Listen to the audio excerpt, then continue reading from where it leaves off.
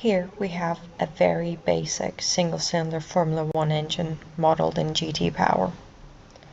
There have been certain simplifications made in order to make this a feasible model for a senior design project, such as the use of a gasoline direct injector and intake and exhaust boundary conditions to simulate a turbocharger.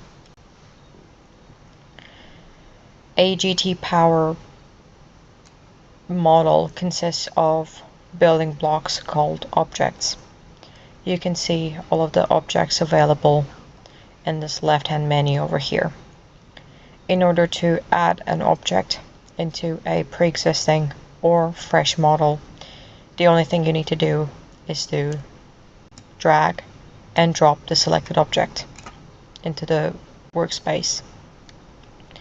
And then this pop-up menu is going to tell you the parameters that you are going to need in order to make this a feasible object for a simulation. In my model, I have used an end environment TPA object to simulate my intake boundary conditions, and I have set the boost pressure to be a case parameter, which can be adjusted from this case setup menu over here.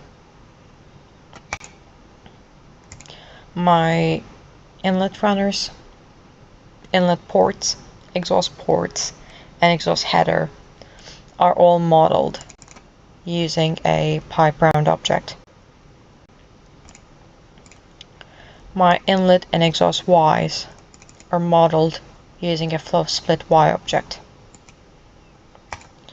My inlet and exhaust valves are modeled using a valve CamCon object.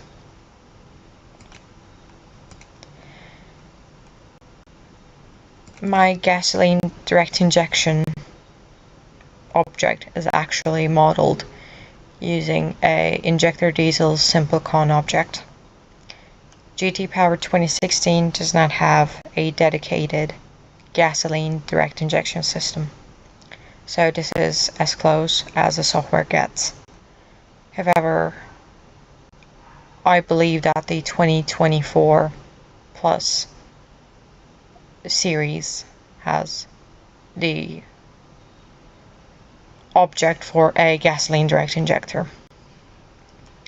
The fuel injected mass is calculated from a lookup table that is RPM versus fuel mass that I have set up as an RLT object.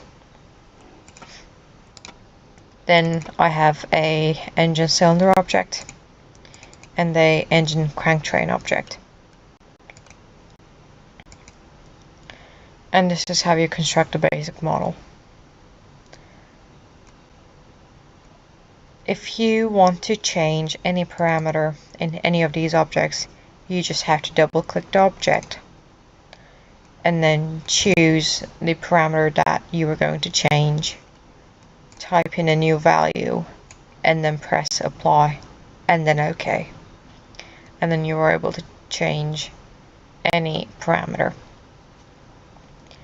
In order to set a new cam profile, you are going to want to input a cam lift curve. You're going to input this using the cam angle and the lift in millimeters.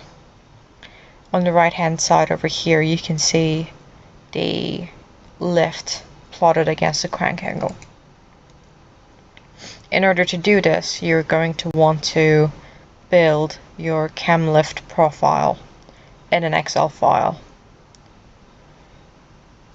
For this demonstration, I'm going to be modeling a very simple square camshaft with the same duration as my previous camshaft profile.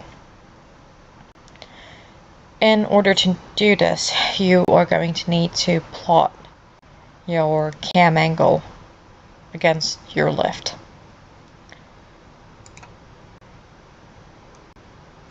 I have already done that in an Excel spreadsheet.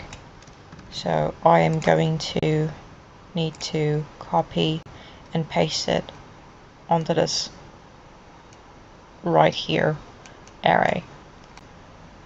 I will first clear all of these data points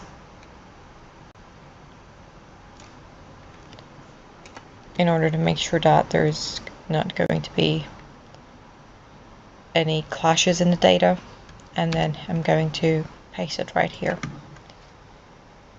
And then you can see the valve lift plotted against the crank angle on the right hand side graph right here.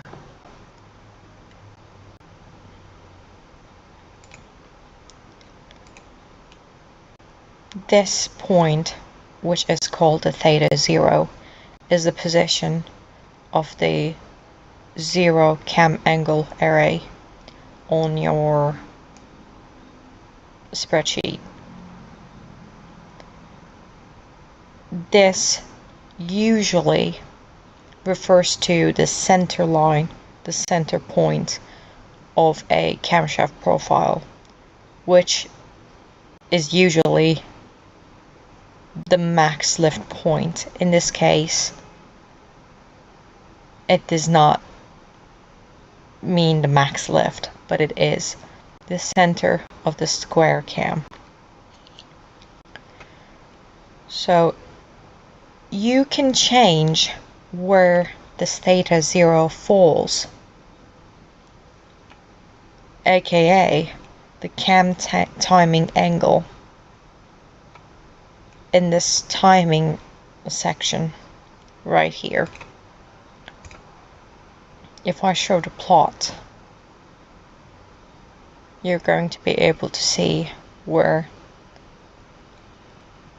my valve opens exactly and where it closes.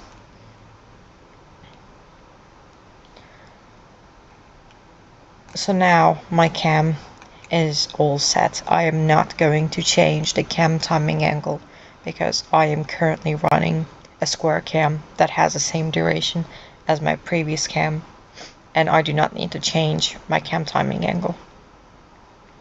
I can click apply and then OK. Then I'm going to need to calculate the start of cycle in my crank train object. This means the crank angle at intake valve close. An easy way of calculating it is going into my inlet valve object and the timing tab, showing the